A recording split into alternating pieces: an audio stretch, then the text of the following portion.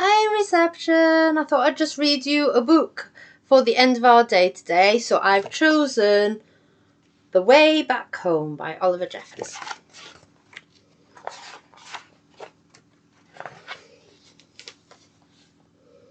Once there was a boy.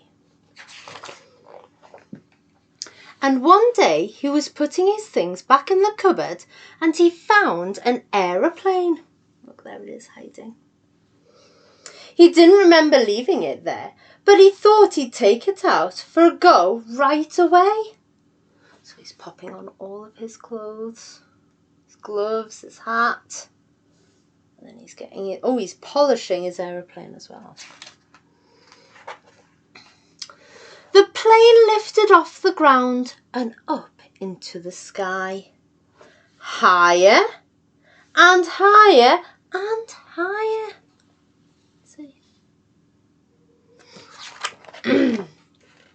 Suddenly, the plane spluttered. It had ran out of petrol. Now the boy was stuck on the moon.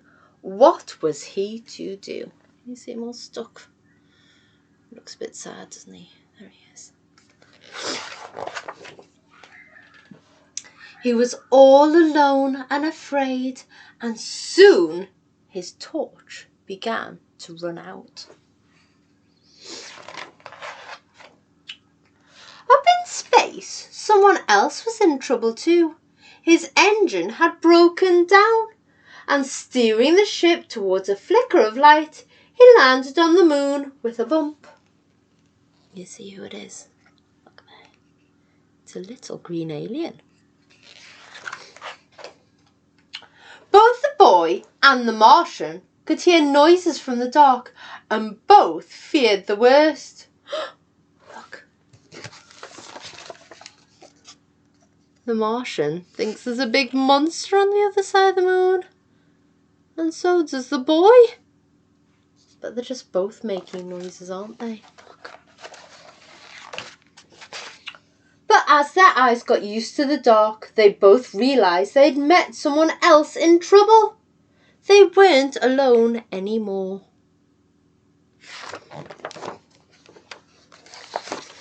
The boy showed the Martian his empty petrol tank, and the Martian showed the boy his broken engine. Together, they thought of ways to fix their machines and how to get them both back home. Look at all their different plans that they're making. The boy jumped down to earth to get the things they would need, right down into the sea.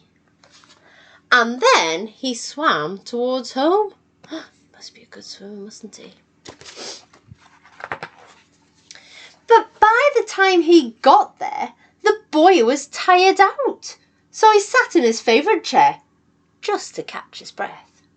His favourite programme was just starting, and he settled down to watch. Look at the poor alien. He's looking at his watch saying, where's he gone?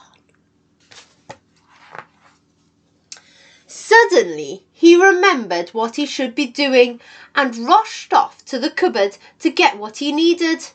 He ran outside and shouted, but there was no reply. He couldn't be heard. Oh, so he shouted really loud to see if the Martian could hear. The boy climbed higher ground and called again and waited. This time, a rope was lowered. He's right at the top of the mountain. The boy began to climb and the Martian began to pull, and soon the boy was back on the moon.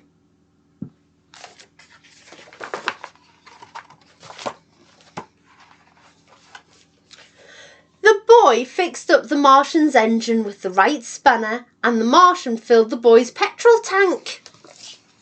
That's good teamwork, isn't it? They said goodbye and thanked each other for their help. They wondered if they would ever meet again. After after a long night, they were both finally off the moon. The boy went one way and the Martian went the other, and both on their way back home. So there's the Martian going to where he lives. And there's the boy going to Earth. Oh, but opposite directions, isn't it?